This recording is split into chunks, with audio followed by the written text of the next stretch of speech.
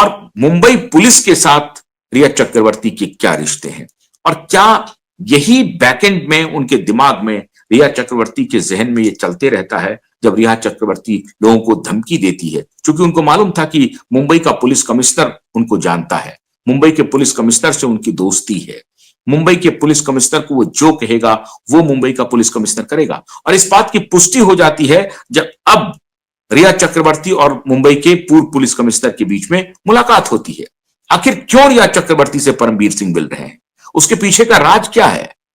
राज यही है कि ड्रग कार्टेल का खेल भारत सरकार को समझ में आ गया है, और भारत सरकार चाहती है कि परमबीर सिंह अपने टेन्योर में जहां कहीं भी ड्रग रैकेट चला था उस ड्रग रैकेट के बारे में परमबीर सिंह खुलासा करे, परमबीर सिंह बताए कि ड्रग के तार कहां कहां तक जुड़े हुए हैं और मुंबई में किस किस फिल्म स्टार के पास ड्रग की पूरी सप्लाई होती है और वो इस ड्रग के बाजार में एक एजेंट के रूप में काम कर रहे हैं। यह जानकारी मुंबई के पूर्व पुलिस कमिश्नर के पास पूरी तरह से है। क्यों?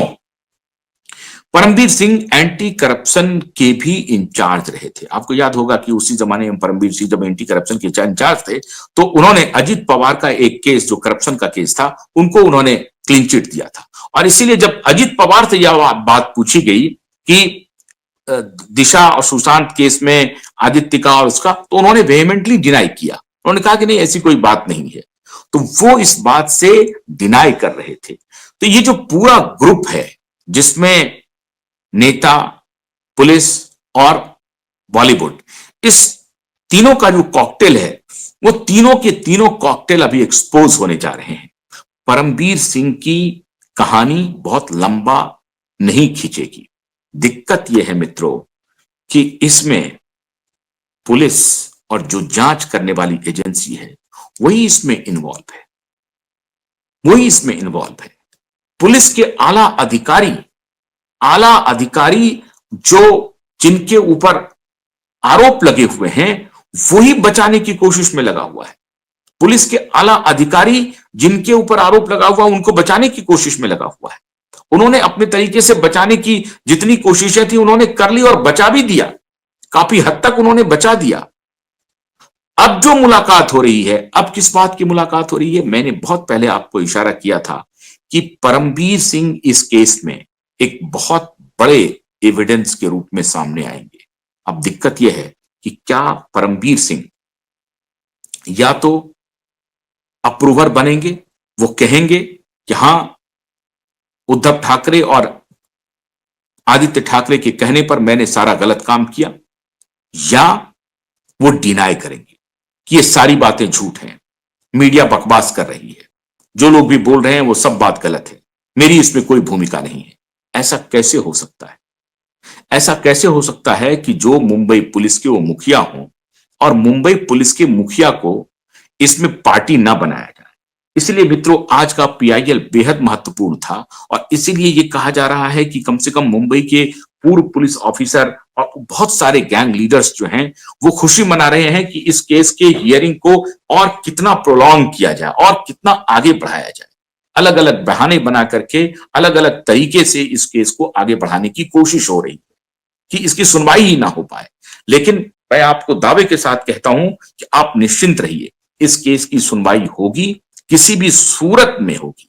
हम पीछे नहीं हट रहे हैं और मुश्किल से 1 सप्ताह के अंदर हमें डेट मिल जाएंगे और मैं आपको डेट के बारे में भी जानकारी दूंगा।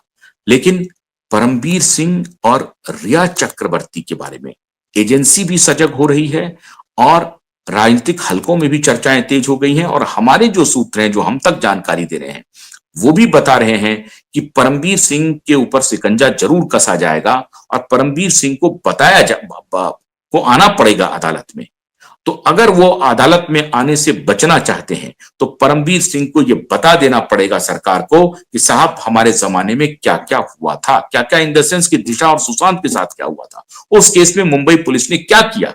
मुंबई पुलिस को ये कंफर्म करना पड़ेगा, सरकार को ही बताना पड़ेगा, एसआईटी को भी बताना पड़ेगा और सीबीआई को ही बताना पड़ेगा। सवाल है कि एसआईटी भी गठित है किसके द्वारा? तो मुंबई पुलिस के द्वारा। अब मुंबई पुलिस में परमबीर की बहुत धाक है उनके जमाने के जितने ऑफिसर हैं वो उनके जो माथक जिन्होंने काम किया था वो उनको रिस्पेक्ट भी देते हैं। अब देखना यह है कि परमबीर सिंह की चलती है मुंबई पुलिस पर या एसआईटी पर, या एसआईटी को राज्य सरकार के तरफ से हथौड़ा चलता है, देवेंद्र फडणवीस का हथौड़ा चलता है और वो ये कहता है कि नहीं, मुझे इस केस में ब्लैक एंड व्हाइट में डिसीजन लाने हैं, मुझे कौन जेल के अंदर जाएगा कौन जेल के बाहर रहेगा ये हमारा लुकआउट नहीं है। हमें किसी भी सूरत में इस केस को एक्सपोज करना है। अगर ये निर्णय आज देवेंद्र फडणवीस ले ले तो मैं दावे के साथ कहता हूं कि ये सारे लोग जेल चले जाएंगे। परमबीर सिंह एक बहुत मजबूत कड़ी है और दूसरा सबसे मजबूत कड़ी रिया चक्रवर्ती है सुशांत के मामले में और दिशा के भी मामले में, चूंकि रिलेटेड है मामला। मुंबई पुलिस इस दिशा में कैसे कदम बढ़ाएगी, अपने पूर्व पुलिस कमिश्नर को पूछताछ के लिए कब बुलाती है, और रिया चक्रवर्ती और परमबीर की मुलाकात पर जो मुंबई पुलिस की नजर है, जो हमारे सूत्र बता रहे हैं कि लोगों की नजर है, खास तौर से मुंबई पुलिस की नजर है, और अगर मुंबई पुलिस दूध का दूध पानी का पानी करना चाहती है तो अगली तारीख से पहले कुछ ना कुछ जरूर होगा। ये मैं आपको कल अपनी बातचीत में जरूर बताऊंगा, लेकिन आज आप निराश मत होइए। आज 27 फरवरी के दिन आपकी नजर लगी हुई थी हियरिंग के ऊपर, आप बिल्कुल निराश मत होइए। हम लोग लगे हुए हैं, 1-2 दिन के अंदर में तारीख हासिल करेंगे और परमबीर और रिया चक्रवर्ती की मुलाकात के क्या क्या पहलू हैं, उनकी जो मुलाकात हुई है उस मुलाकात में, इसके बारे में मैं हालांकि पहले बताया हूं, लेकिन इस मुलाकात के बारे में जो और डिटेल आ रहे हैं वो और क्या क्या डिटेल हैं, इस मुलाकात से क्या महाराष्ट्र की सरकार को कोई लाभ हो रहा है, और अगर कोई लाभ नहीं हो रहा है तो इस मुलाकात पर महाराष्ट्र सरकार को डिवास्टेटिंग इफेक्ट से काम करना पड़ेगा। और डिवास्टेटिंग इफेक्ट यह होगा कि परमबीर और रिया दोनों को कस्टडी में लेना पड़ेगा। लेकिन रिया चक्रवर्ती तो आजकल अपने बॉयफ्रेंड के साथ गुलछर्रे उड़ा रही हैं और ये सब सरकार की निगाहों में है। सरकार जान रही है सरकार क्यों उन्हें मदद नहीं कर रही है, उन्हें नहीं पकड़ रही है, उन्हें क्यों नहीं गिरफ्तार कर रही है। ये तो सरकार को जवाब देना ही पड़ेगा।